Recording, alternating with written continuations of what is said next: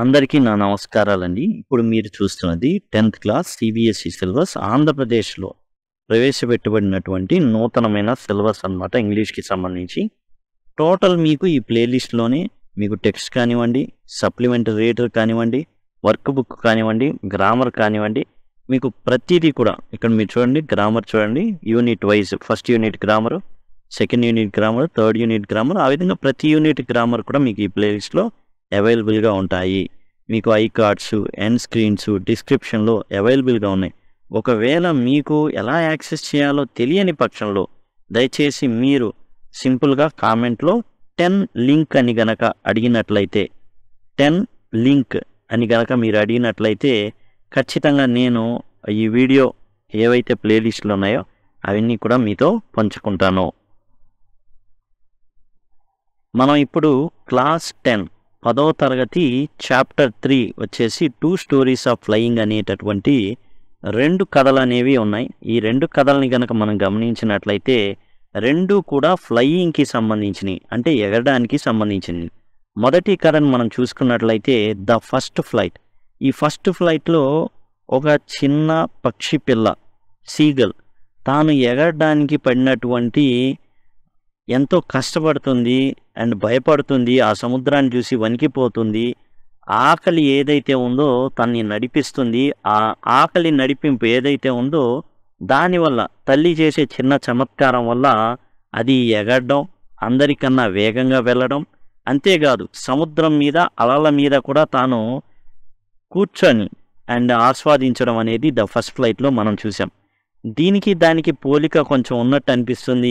ఇక్కడ కూడా the black ఏరోప్లేన్లో కనుక మనం చూసినట్లయితే ఇందులో ఎవరైతే రచయిత ఉన్నారో ఈ పర్సన్ కూడా ఏంటంటే తన ఇంటి దగ్గర బ్రేక్ఫాస్ట్ అనేది ఎదురు చూస్తుంది. అంటే ముఖ్యంగా ఏంటంటే తన కుటుంబంతో కలిసి తినాలి అనేటటువంటి తాపత్రయం అనేది మనం ఇక్కడ గమనించవచ్చు. అయితే మనం ఇంకా కొద్దిగా చూసినట్లయితే చాలా కష్టం. ఇక్కడ ఇతను వచ్చేసి ఏంటంటే మనం మొదట చూసినట్లయితే the black aeroplane. Black aeroplane అంటే నల్లటి విమానం. యాక్చువల్గా నల్లటి విమానం అంటే అతనికి నల్లగా కనబడుతుంది. కారణం ఆ విమానం మీద ఎలాంటి లైట్లు అనేవి లేకపోవడం వల్ల. ఇక కథ విషయానికి వస్తే నేరేటర్ ఎవరైతే మనకి కథను చెప్తున్నాడో ఆ వ్యక్తి దగ్గర ఒక ఏరోప్లేన్ ఉంది.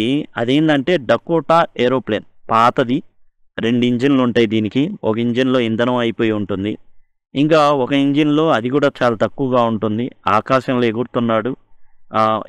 అంటే స్టార్టింగ్ అప్పుడు గమనించుకోవాలా, తన ఇంటికి చేరుకోవాలి అండ్ తనకి ఇంగ్లీష్ బ్రేక్ఫాస్ట్ అనేది రెడీగా ఉంది కాబట్టి దాన్ని ఆస్వాదించాలి అనే మైండ్ సెట్ తప్ప వేరే ఏ విషయాన్ని కూడా లెక్క చేయకుండా ఎగురుతాడు. అయితే తాను ఎగిరేటప్పుడు ఫ్రాన్స్ మీద వెళ్ళే అంతవరకు బాగానే ఉంటుంది. ఇంగ్లాండ్కి వెళ్ళాలి అతను. యాక్చువల్గా అతని డెస్టినేషన్ ఎక్కడికంటే ఇంగ్లాండ్కి వెళ్ళాలి. అయితే ఇతను ఫ్రాన్స్ మీదుగా ప్రయాణిస్తూ ఉండేటప్పుడు ఇంకా కష్టాలు మొదలవుతాయి. ఇట్ ఈజ్ నైట్ టైం, రాత్రిపూట అవుతుంది. ఇక చందమామ కనబడుతూ ఉంటాడు ఆకాశంలో, నక్షత్రాలు కనబడతా ఉంటాయి. అయితే ఇతను స్టార్ట్ అయ్యేటప్పుడు ఎలాంటి మేఘాలు అయితే మాత్రం లేదు, అంతా బాగానే ఉంటుంది. సెట్టింగ్ అంటే ఏంటంటే ప్లేస్ అండ్ టైం అండి.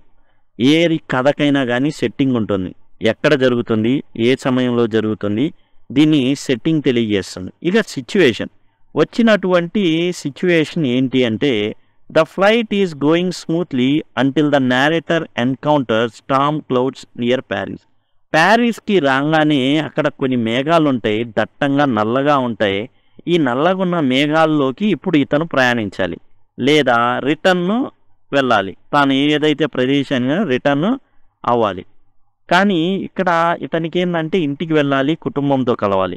కాబట్టి రిస్క్ తీసుకోవడానికి సిద్ధపడతాడు. ఆ రిస్క్ ఏంటంటే ఆ నల్లటి మేఘాల లోపల వెళ్ళిపోవాలనుకుంటాడు.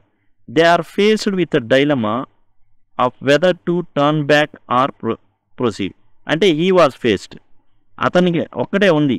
అతనికి ఏమవుతుంది, he was faced with dilemma of whether to turn back or proceed. ముందుకెళ్ళాలా వెనక్కి వెళ్ళాలా అనేటటువంటి ఈ మీమాంస అనేది ఉంటుంది. అయితే అతను మాత్రం తన కుటుంబాన్ని ఎలాగైనా సరే చూడాలి అనేసి తాను ఏం చేస్తాడంటే ఖచ్చితంగా తాను తన ప్రయాణాన్ని కొనసాగిస్తాడు. ఆ నల్లటి మేఘాలు ఉంటాయి, చుట్టూ తిప్పుకొని వెళ్ళడానికి ఇంధనం ఉండదు. అప్పుడే తెలుస్తుంది ఏమని అంటే, ఒక దాంట్లో ఇంధనం అయిపోయింది, రెండో దాంట్లో వచ్చేసి ఇంధనం కొద్దిగానే ఉంది.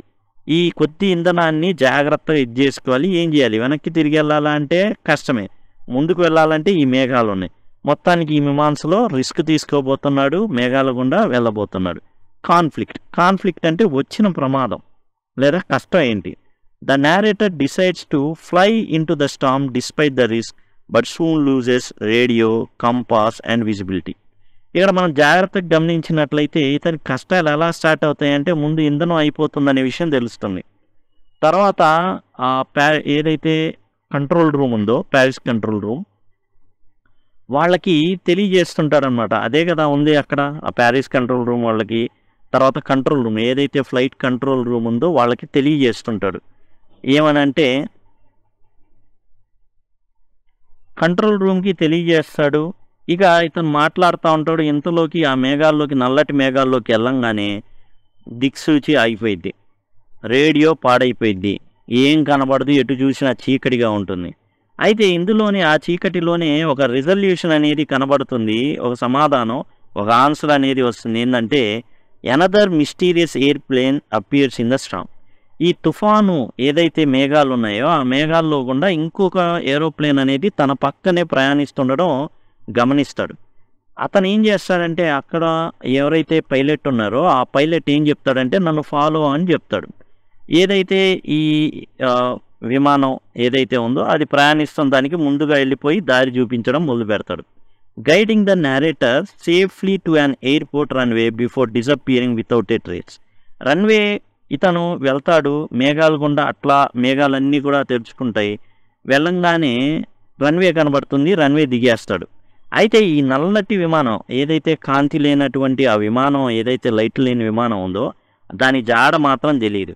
దీంతో మిస్ అయిపోయింది ఏంటా అనేసి ఏం చేస్తాడంటే కంట్రోల్ రూమ్కి వెళ్తాడు. పక్కనే డకోటాని పక్కనే ఆ రన్వే పక్కనే పార్క్ చేసేసి దాన్ని వదిలిపెట్టేసి అక్కడ వెళ్ళిపోవడం జరుగుతుంది. వెళ్ళిపోయి కంట్రోల్ రూమ్కి వెళ్తాడు. కంట్రోల్ రూమ్కి వెళ్ళిపోయి, ఇప్పుడే ఒక బ్లాక్ ఏరోప్లేన్ దిగింది కదా, ఆ పైలట్ యొక్క సమాచారం నాకు కావాలి.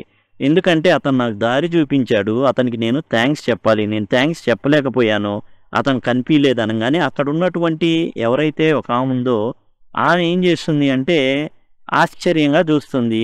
అలానే ఇదేమన్నా తిక్కలోడా అని చూస్తుంది. కారణం ఏంటంటే రాడార్ మీద ఆ టైంలో ఎలాంటి విమానపు జాడ ఉండదు, ఒకే ఒక్క విమానం ప్రయాణిస్తుంది, అది మీరే. ఓల్డ్ డకోటా మీరు చెప్పారు కదా, అది మాత్రమే ప్రయాణిస్తుంది, మరే విమానం ప్రయాణించట్లేదు. మీరు బహుశా ఏమైనా కలగని ఉండొచ్చు, మీరు పొరపాటు పడి ఉండొచ్చు అనేసి చెప్పడం అయితే జరుగుతుంది. Despite the safe landing, the identity of the mysterious pilot and there intentions remain A mystery. ఆ యొక్క ఏదైతే విమానం ఉందో ఆ పైలట్ ఉన్నాడో అట్లానే ఏదైతే అసలు అతను దారి చూపించడం ఇదంతా నమ్మలేకపోతాడు. అంత కలనా నిజమా, ఏం జరిగింది ఏంటి అనేది ఏమాత్రం కూడా అంతా కూడా భ్రమలాగుంటుంది తనకి.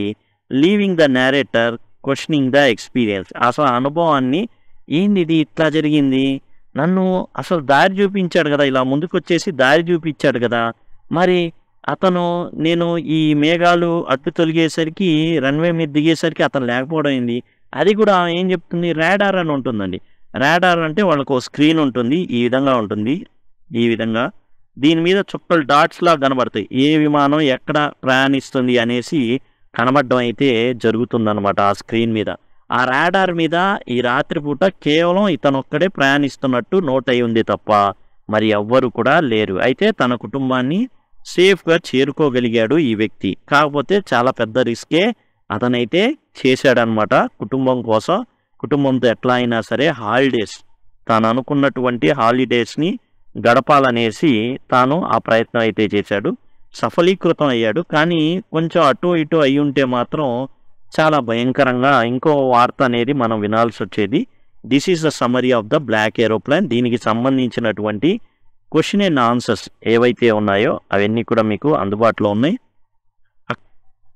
మీరు చూసినట్లయితే ఇప్పుడు మనకి అవి మీకు కనబడతాయి. అది చూడండి, బ్లాక్ ఏరోప్లేన్ సంబంధించి ప్రతి లైన్ కూడా ఎక్స్ప్లెయిన్ చేయబడినటువంటి వీడియో. అట్లానే బ్లాక్ ఏరోప్లేన్కి సంబంధించి క్వశ్చన్ అండ్ ఆన్సర్స్ అనేవి ఆల్రెడీ పబ్లిష్ చేయబడ్డాయి, మీకు ఇక్కడ కనబడుతున్నాయి కదా. ఇవి వరుసగా ఉన్నాయి, దయచేసి గమనించండి. అక్కడ నుంచి మీరు యాక్సెస్ చేయొచ్చు, లేదా సింపుల్గా మీరు 10 లింక్ అనేసి అడిగి ఏంటంటే సింపుల్గా మీరు ఏదైతే ఆ ప్లేలిస్ట్ లింక్స్ ఉన్నాయో అవి మీరైతే పొందొచ్చు.